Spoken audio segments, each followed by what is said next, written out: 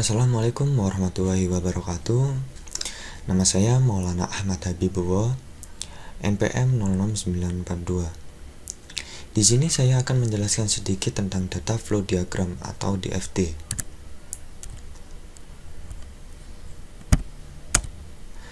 Data flow diagram atau DFD adalah representasi grafik dari sebuah sistem. DFD menggambarkan komponen-komponen sebuah sistem aliran-aliran data di mana komponen-komponen tersebut asal, tujuan, dan di mana penyimpanan dari data tersebut. Kita dapat menggunakan DFD untuk dua hal utama, yaitu untuk membuat dokumentasi dari sistem informasi yang ada atau menyusun dokumentasi untuk sistem informasi yang baru.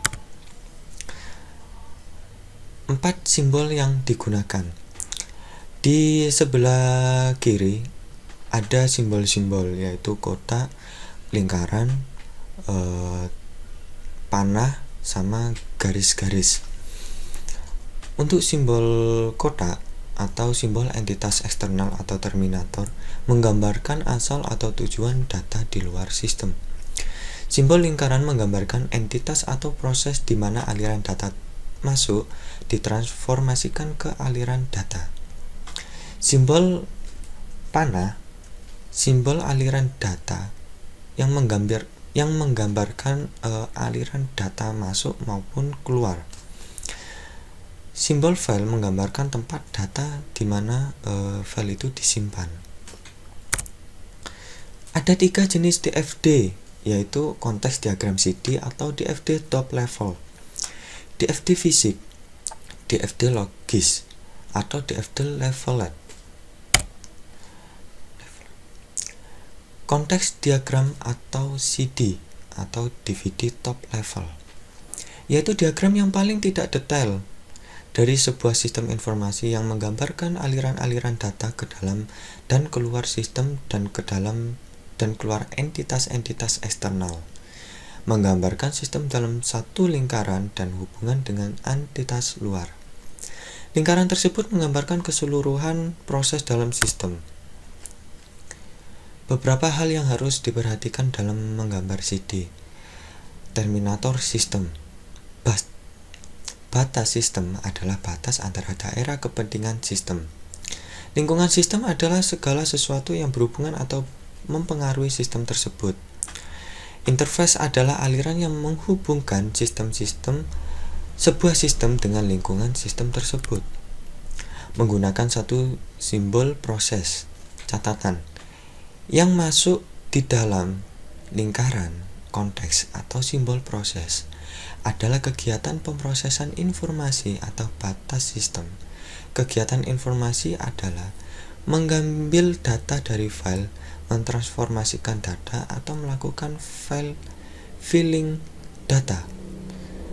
Misalnya, mempersiapkan dokumen, memasukkan, memeriksa, mengklasifikasikan, mengatur, menyortir, menghitung, meringkas data, dan melakukan filling data, baik yang melakukan secara manual maupun yang dilakukan secara terotomasi.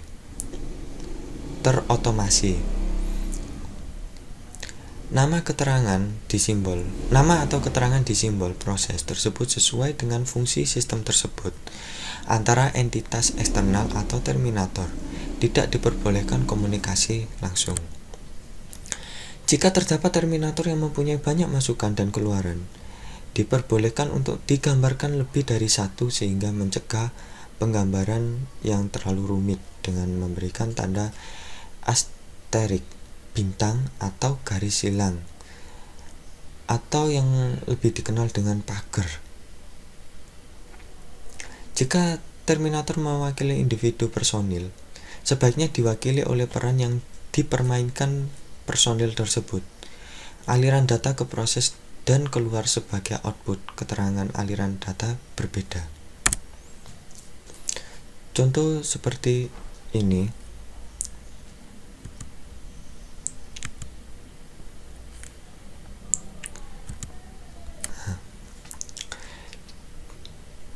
Selanjutnya, diagram level N atau data flow diagram level. Dalam diagram N DFD dapat digunakan untuk menggambarkan diagram fisik maupun diagram logis, di mana diagram level N merupakan hasil pengembangan dari konteks diagram ke dalam komponen yang lebih detail tersebut dengan top-down partitioning. Jika kita melakukan pengembangan dengan benar, kita akan mendapatkan DFD yang seimbang.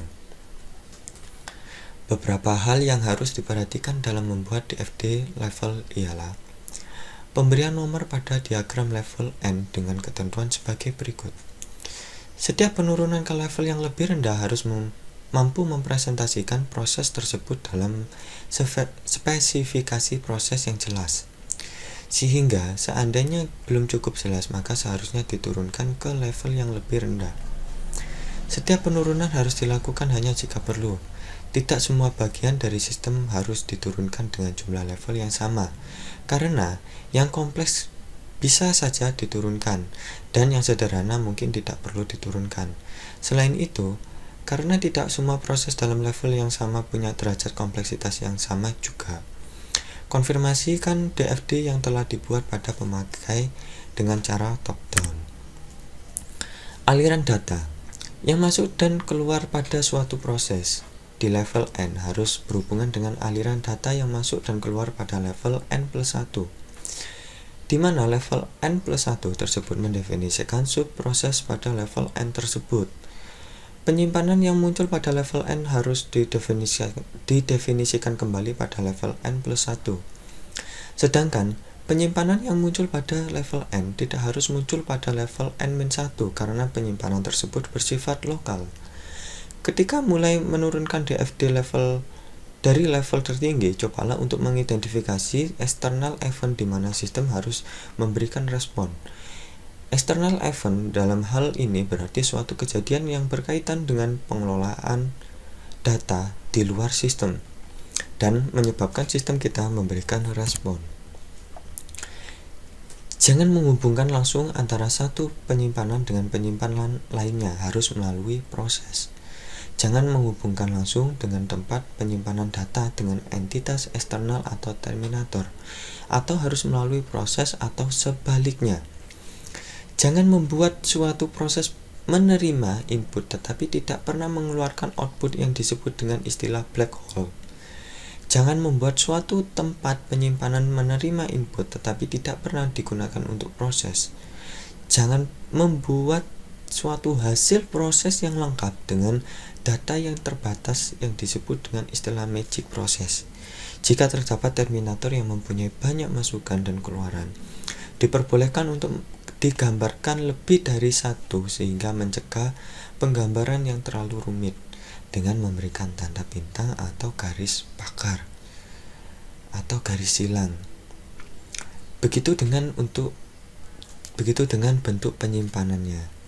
Aliran data ke proses dan keluar sebagai output keterangan aliran data berbeda. DFD fisik.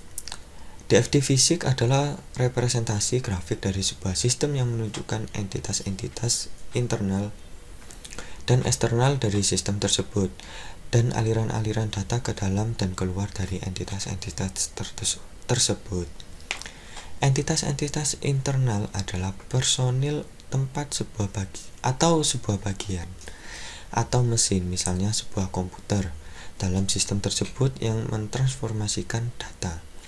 Maka DFD fisik tidak menunjukkan apa yang dilakukan, tetapi menunjukkan di mana, bagaimana, dan oleh siapa proses-proses dalam sebuah sistem dilakukan.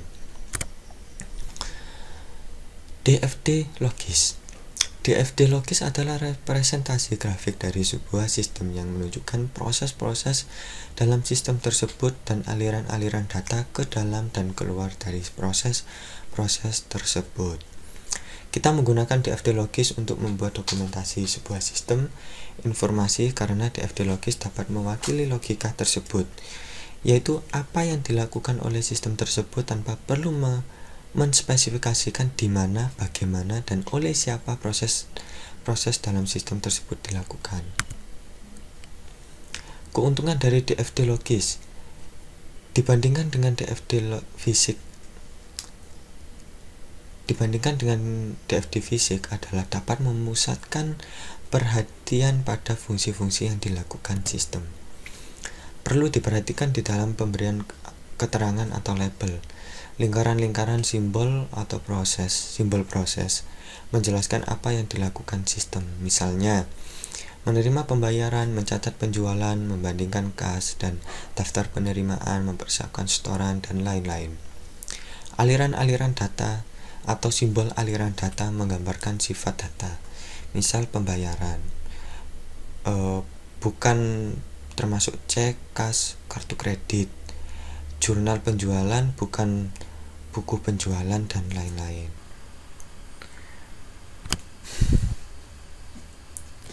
Sebelumnya saya sudah mendownload sebuah jurnal manajemen informatika. Jurnal ini membahas tentang sistem informasi akademik sekolah yang berbasis web di Sekolah Menengah Pertama Negeri 11 Tasikmalaya. Saya sedikit membahas tentang DFD, data flow diagram. DFD 4.3 gambar 4.1 diagram konteks DFD top level. Di sini saya akan jelaskan sedikit bagaimana proses ini bisa berjalan.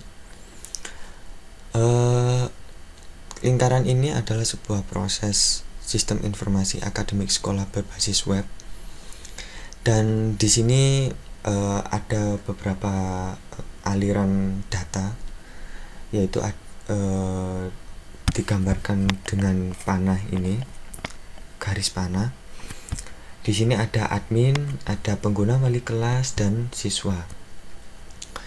Admin di sini bisa menginputkan atau mencetak atau bisa mengeluarkan outputnya, yaitu data siswa, data guru, data pegawai, data wali kelas, data mata pelajaran. Nah, untuk outputnya sendiri di sini bisa laporan data siswa, laporan data guru, laporan data pegawai, data wali kelas, dan data mata pelajaran. Sedangkan di bawah sini, di sebelah kiri, ada pengguna atau wali kelas. Di sini ada aliran garis panah. Aliran ini untuk masukan, pengguna wali kelas bisa memasukkan data nilai pelajaran, data ekstra, dan data absen. Sedangkan untuk aliran outputnya, yaitu untuk mencetak, itu bisa melihat hasil rapot siswa, data nilai pelajaran, data ekstra, dan data absen. Sedangkan untuk siswanya sendiri itu hanya bisa menginputkan data siswanya saja, mungkin bentuk login saja.